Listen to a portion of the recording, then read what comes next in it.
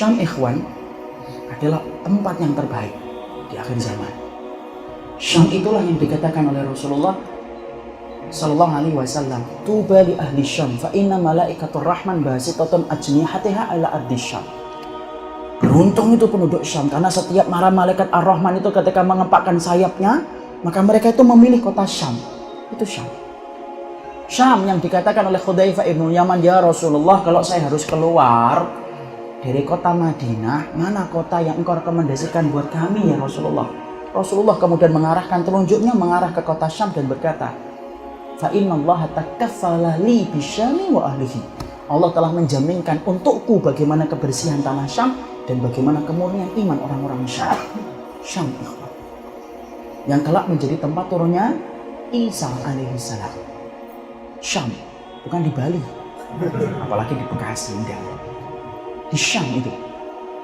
Maka tahukah kita, ketika saya pernah menjadi orang Indonesia, saya banyak mengambil hal-hal yang luar biasa dari orang Syam itu. Ya, ketika ngantar seorang dokter, 2 orang dokter dari UGM ketika misi kemanusiaan ke rumah sakit. Di sana kemudian Masya Allah, saya itu mendapati betul apa yang dikatakan Nabi itu. Ternyata saya mendapati orang-orang yang luar biasa dalam iman, itu salah satunya orang Syam. Walaupun mereka dibodohkan selama puluhan tahun, tapi dengan adanya ini, berkah mereka. Mereka betul-betul kembali kepada agama Allah dan betul-betul luar biasa. Anak-anak kecil ikhwan, umur 6 tahun, 5 tahun. Masya Allah, itu kalau habis kita kasih permen, karena kita beli permen untuk memberikan hadiah kecil untuk mereka. Itu Masya Allah, ngucapin alhamdulillahnya luar biasa. Itu kadang-kadang ngikutin kita ketika kita balik ke rumah sakit itu sambil mengatakan apa? Allahu yahfadkum, Allahu yahmikum. Tahu artinya? Semoga Allah menjagamu, semoga Allah merawatmu. Umur 5 tahun.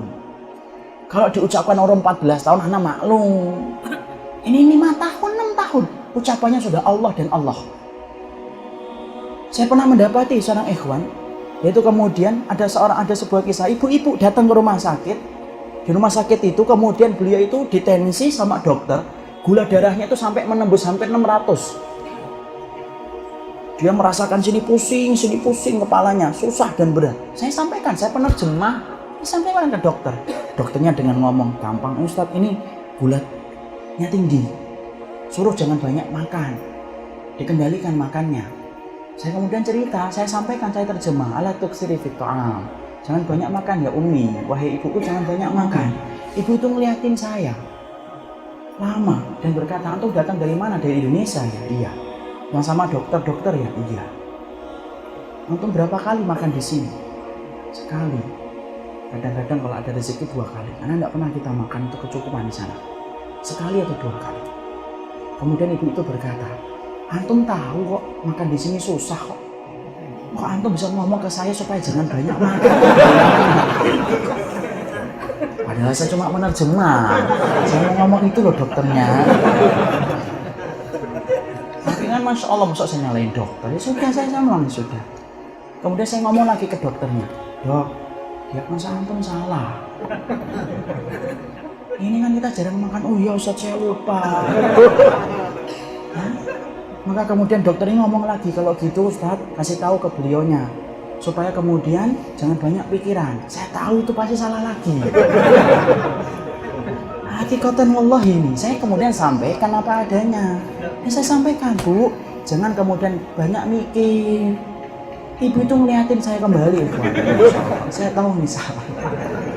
Ya sudah, saya diem aja. Terus kemudian ibu itu ngomong, saya tuh punya 2 anak, 2. Yang satu diambil Nusairi ketika habis pulang dari masjid, yang satu diambil tengah jalan. Kalau hidup di mana, kalau mati kuburannya di mana? Ente ngomong sama saya supaya saya jangan banyak mikir. Lah yang mikirin anak saya siapa? Coba ikhwan. Anak itu dingin. Nangis beliau ikhwan. Air mata itu jatuh. Nangis sesenggukan. Hidup sebatang kara. Suaminya sudah meninggal terkena reruntuhan bangunan. Susahnya luar biasa, syukur kita ini diberikan oleh Allah banyak kemudahan dalam ketaatan di sini. Makanya Masya Allah kemudian akhirnya beliau itu menceritakan kayak gitu. Nangis, senangis-nangisnya.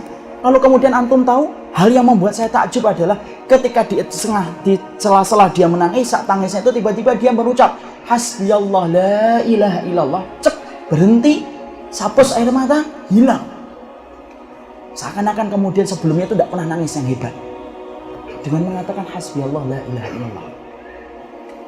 Saya cuma husnudzon, Masya Allah, luar biasa. Kalau kita dulu di sana cuma 1 bulan pulang. Kalau mereka sampai kapan? Tidak akan pernah batas tahu akhirnya. Karena nanti peperangan di akhir zaman itu terjadi di mana? Di Syam, di Gautoh. Sampai kapan mereka akan berhenti? Tidak pernah kita ngerti, ikhwan. Kalau bukan orang yang hebat, tidak mungkin Allah akan timpakan ujian yang sedemikian hebatnya. Kecuali Allah timpakan kepada orang yang hebat. Itu orang Syam. Saya husnudzon, ini yang menguatkan mereka siapa? Malaikat. Sebagaimana salah satu di antara yang pernah saya dapatin, kita mau sholat maghrib dan isya. Karena saat itu kita akan memberikan bantuan, yaitu obat-obatan dan makanan. Maka kemudian kita itu menjamak sholat. Ada orang di sana mengambil madhab itu, ada salah satu madhab bahwasanya jamak itu tidak boleh kecuali dalam keadaan perang. Merujuk kepada pendapat Ibunda Aisyah radhiyallahu anha. Maka kemudian ketika habis sholat maghrib saya ngimamin selesai. Lalu kemudian saya berdiri, ada yang komat. Dia langsung tidak suka. Ini mau ngapain ini? Sholat isya. Tidak boleh. Kita dalam keadaan tidak ada serangan. Kalau ada serangan baru dijamak. Kalau tidak ada serangan tidak boleh dijamak. Saya tahu itu salah satu pendapat fikih.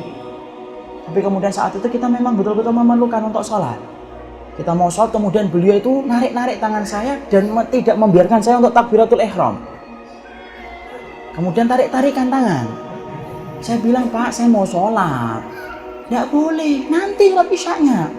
Akhirnya kemudian salah satu dokter berkata, Ustaz, tolong sampaikan ke beliau. Nanti dia dijelaskan habis sholat. Akhirnya kemudian saya sampaikan, nanti ya Pak, habis sholat saya terangin. Nah, baru dilepaskan. Sholat saya, ikhwan. Sholat itu dia duduk di samping saya. Seakan-akan nunggu jawaban. Saya tuh sholat sambil ini, dia di sini. Dia ada di samping saya itu, tidak kemudian pergi kemana, tidak. Duduk di samping. Sholat saya kemudian menjamak, selesai 2 rakaat, langsung dia. Salah, saya baru salam, langsung ditanya. Mana dalilnya? Antum kemudian melaksanakan jamak dengan isya. Saya sampaikan dalil 1, 2, 3 kepada beliau. Tiba-tiba beliau pergi bangkit, kemudian dari duduknya ke belakang, ambilkan air putih gelas kecil, teh dingin, kemudian balik ke saya. Padahal saat itu saya belum selesai. Kemudian saya bingung, ini setuju pendapat saya atau enggak gitu. Kemudian saya ngomong ke bapak itu, Pak, bapak gimana yang tadi saya sampaikan? Bapak sudah paham atau belum? Afahimta minal maudhu'at wal ahadits allati dzakartuha. Paham nggak bapak? Kemudian bapak itu malah kemudian ngeliatin saya dan berkata, Masya Allah, antum kalau sudah menyebutkan nama Rasul, ya tidak ada kewajiban saya untuk tunduk dan patuh. Sudah selesai. Antum yang salah nanya kepada saya. Antum sudah nyebutin dalil kok masih nanya ke saya setuju atau tidak setuju. Salah pertanyaan antum.